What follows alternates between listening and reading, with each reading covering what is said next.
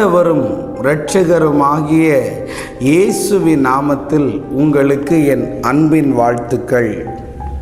இந்த நாளிலேயும் லூக்கா எழுதின சுவிசேஷம் 2வது அதிகாரம் அதனுடைய 10வது வசனத்தை வாசிக்கிறேன். தேவதூதன் அவர்களை நோக்கி, பயப்படாதிருங்கள், இதோ எல்லா ஜனத்திற்கும் மிகுந்த சந்தோஷத்தை உண்டாக்கும் நற்செய்தியை உங்களுக்கு அறிவிக்க வந்தேன் என்று எழுதியிருக்கிறத பார்க்க முடியும். இந்த டிசம்பர் மாதம் 24ஆம் தேதியில் வந்திருக்கிற உங்களை பார்த்து சொல்ல விரும்புகிறேன். உங்களுக்கு அன்னைக்கு மரியாளுக்கு நற்செய்தியை சொல்ல வந்த என் ஆண்டவர், நற்செய்தியை சொல்ல வந்த தேவதூதனை போல இன்னைக்கு உங்களை பார்த்து சொல்ல வரேன், உங்களுக்கு சில நல்ல செய்தியெல்லாம் நடக்க போகுதுன்னு. வாழ்க்கையில் எல்லாமே எனக்கு கெட்ட செய்தியாக நடந்துக்கிட்டு இருக்கிற பிரதர், வாழ்க்கையில் எல்லாமே கெட்டதாகவே நடந்து சென்றுக்கிட்டு இருக்குன்னு நீ சொன்னா, இன்னைக்கு தேவனுடைய பிரதிநிதியாய் நிற்கிற நான் உனக்கு சொல்லுகிறேன், உனக்கு ஒரு நல்ல செய்தி வரப்போகிறது. ஷபரபலபா. தேவதூதன் சொன்னார், எல்லாருக்கும் சந்தோஷத்தை உண்டாக்குகிற ஒரு நற்செய்தியை சொல்லுகிறேன் என்று. இன்னைக்கு எல்லாத்துக்கும் சந்தோஷத்தை உண்டாக்குற நற்செய்தியை நான் சொல்லுகிறேன். உன் வாழ்க்கையில் திருமணம் ஆகாமல் இருக்குதுன்னா இன்னைக்கு சொல்ல வருகிறேன், இந்த பண்டிகை நாட்களிலே உனக்கு திருமணம் ஆக போகிறது.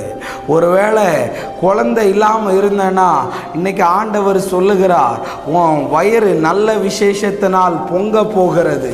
ஒருவேளை வேலையை இழந்து போய் இருப்பனா நல்ல ஒரு ஆஃபரில் உனக்கு வேலை கிடைக்க போகுது.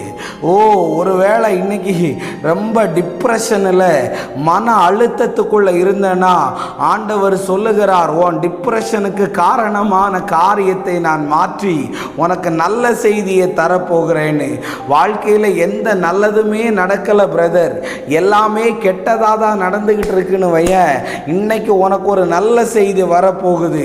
ரொம்ப நாளாக ஒரு பணம் வரணும் பிரதர், ரொம்ப நாளாக இந்த இடம் விற்க முடியாமல் இருக்குதுன்னு சொல்கிறப்பார், உனக்கு நல்ல செய்தி வரப்போகிறது என்று இந்த தேவதூதன் மூலம் ஆண்டவர் சொல்லுகிறார்.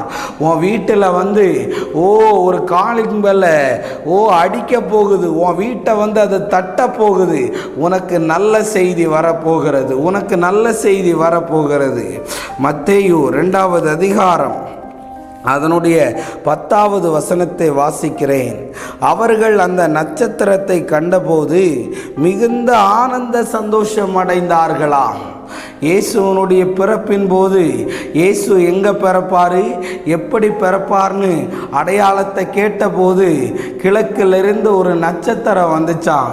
அதை பார்த்த உடனே அவங்களுக்கு சந்தோஷம் அடைந்தார்களாம், ஆனந்த சந்தோஷம் அடைஞ்சார்களாம்.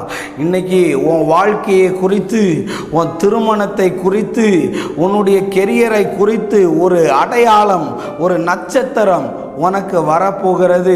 அதனால் அழுதுகிட்டு இருப்பனா, ஒருவேளை மன அழுத்தத்தில் உட்காந்துட்டு இருப்பனா, எனக்கு விரும்பினதெல்லாம் நடக்கலையேன்னு சொல்லி அப்செட்டாக இருப்பேனா, ஆண்டவர் சொல்லுகிறார், நல்ல செய்தி உனக்கு வரும், காத்திரு. இருதயம் நல்ல விசேஷத்தினால் பொங்கும். கரங்களை உயர்த்துவனா ஒரு தீர்க்க தரிசனம் சொல்கிறேன், உன் இருதயம் அதிசயப்பட்டு பூரிக்க போகிறது. உன் இருதயம் அதிசயப்பட்டு பூரிக்கும் என்ற வார்த்தையை கர்த்தர் கொடுக்கிறார். நம்ம ஜெபிப்போம்.